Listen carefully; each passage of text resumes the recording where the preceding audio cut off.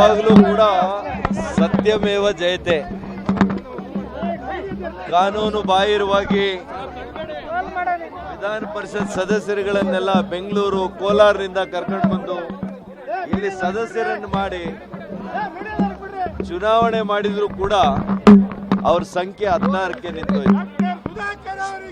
JDS ನ 2 ನಮ್ಮ ಮೈತ್ರಿಕೂಟ 2 ಸದಸ್ಯರು ಅವರಿಗೆ ಹಾಕಿದ್ದಾರೆ. ಅದರ ಹೊರತಾಗಿ ಕೂಡ 16ಕ್ಕೆ ನಿಂತಿದ್ದಾರೆ. ಇವತ್ತು ನಮ್ಮ ಸಂಖ್ಯೆ 19ಕ್ಕಾಗಿದೆ.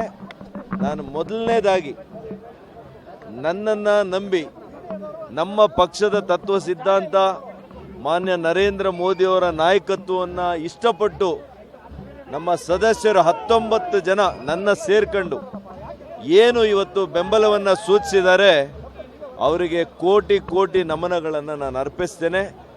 ಇವತ್ತು ನನಗೆ ಗೌರವವನ್ನು ತಂದುಕೊಟ್ಟಿದ್ದಾರೆ.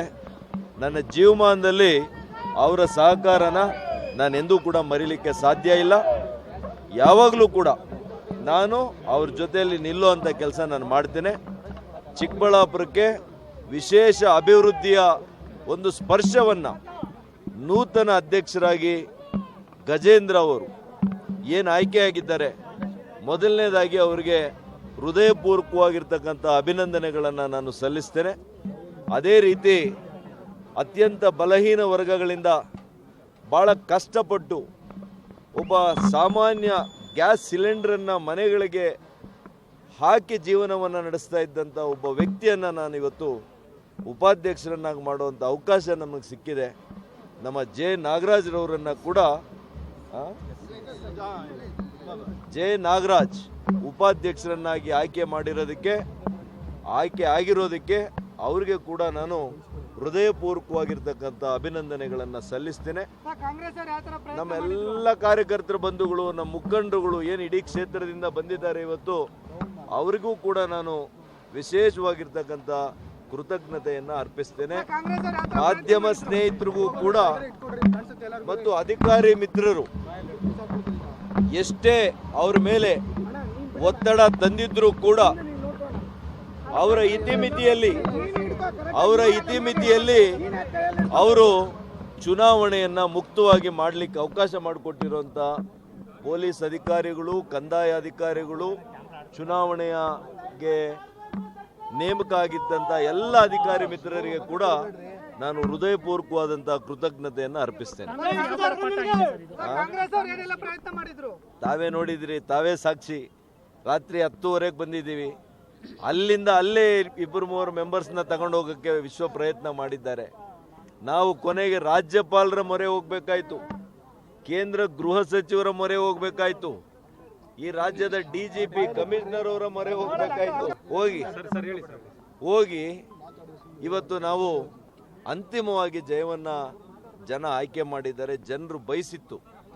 ಯಾಕೆಂದ್ರೆ ಚಿಕ್ಕಬಳ್ಳಾಪುರ ನಗರ ಕಳೆದ 16 ತಿಂಗಳಲ್ಲಿ ಯಾವುದೇ ಅಭಿವೃದ್ಧಿಯನ್ನ ಕಾಣಲಿಲ್ಲ. ಒಂದು ಏನು ಗುಂಡಿ ಆಗಿರೋದಕ್ಕೆ ಗುಂಡಿಯನ್ನು ಮುಚ್ಚುವಂತ ಕೆಲಸ ಮಾಡಿಲ್ಲ. ಅಭಿವೃದ್ಧಿ ಬಿಡಿ, ನಗರೋತ್ಥಾನಕ್ಕೆ 40 ಕೋಟಿಯಷ್ಟು ಮಾನ್ಯ ನಮ್ಮ ಬಸವರಾಜ ಬೊಮ್ಮಾಯಿರವರು ಮುಖ್ಯಮಂತ್ರಿಗಳಾಗಿದ್ದಾಗ ತಂದು ಟೆಂಡರ್ ಅನ್ನ ಕರೆದು ಅಲಾಟ್ಮೆಂಟ್ ಸಂದರ್ಭದಲ್ಲಿ ಇವತ್ತು ಅದನ್ನು ಕ್ಯಾನ್ಸಲ್ ಮಾಡಿ ಮತ್ತೆ ಟೆಂಡರ್ ಅನ್ನು ಕರೆದಿರುವಂಥ ಕೆಲಸ ಈ ಸರ್ಕಾರದಲ್ಲಿ ಆಗ್ತಾ ಇದೆ. ಈ ಶಾಸಕರು ಇವ್ರ ನಾಯಕತ್ವದಲ್ಲಿ ಆಗ್ತಾ ಇದೆ. ಅವ್ರಿಗೆ ಅಭಿವೃದ್ಧಿ ಗೊತ್ತಿಲ್ಲ, ಅಭಿವೃದ್ಧಿ ಮಾಡುವಂಥ ಬದ್ಧತೆಯೂ ಇಲ್ಲ.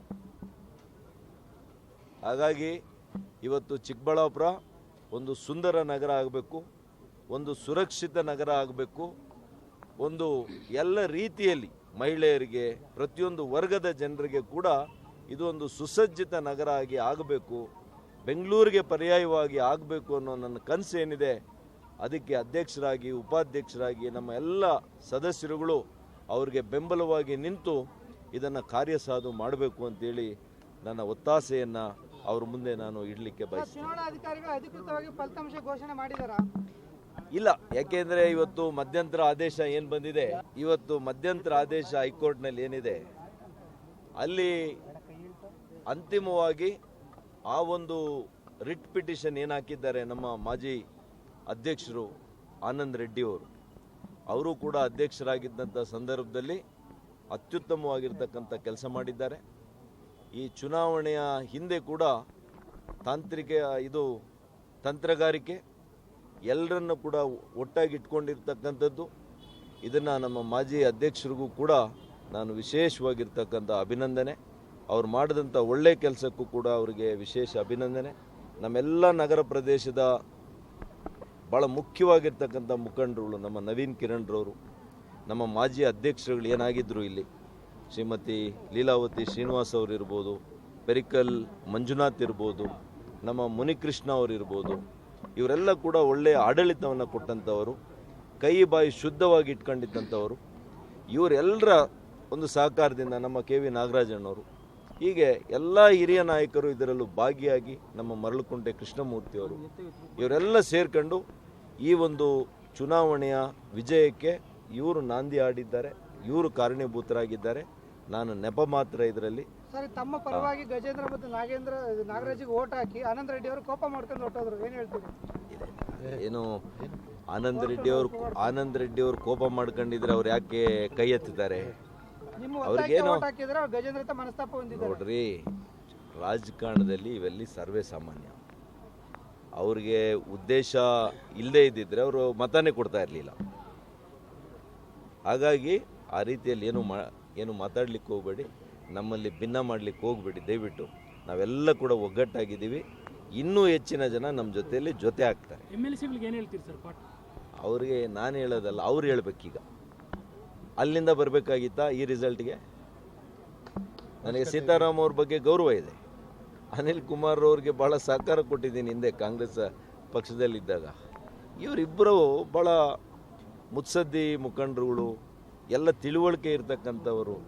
ಯಾರೋ ಹೇಳಿದ್ರು, ರಾಜಕಾರಣದ ಗಂಧ ಗೊತ್ತಿಲ್ಲದೆ ಇರತಕ್ಕಂಥವ್ರು ಹೇಳಿರೋ ಮಾತನ್ನು ಕೇಳಿ ವಾಮ ಮಾರ್ಗದಲ್ಲಿ ಕಾನೂನು ಬಾಹಿರವಾಗಿ ನಾಳೆ ಕೋರ್ಟ್ನಲ್ಲಿ ನೀವು ಮಾಡಿರೋದು ಫೋರ್ಜರಿ ಇದೆ ಅಂತ ಹೇಳಿದರೆ ನಿಮಗೆ ಧಕ್ಕೆ ಆಗಲ್ವಾ? ನಿಮ್ಮ ವ್ಯಕ್ತಿತ್ವಕ್ಕೆ ಧಕ್ಕೆ ಆಗಲ್ವಾ? ಇದನ್ನು ವಿಚಾರ ನೀವು ಮಾಡಬೇಕಾಗಿರ್ಲಿಲ್ವಾ? ನೀವು ಆತ್ಮವಿಮರ್ಶೆ ಮಾಡ್ಕೊಳ್ಳಿ, ಆತ್ಮಸಾಕ್ಷಿಗೆ ನೀವು ಪ್ರಶ್ನೆ ಮಾಡ್ಕೊಳ್ಳಿ. ನಾನು ಹೇಳೋದು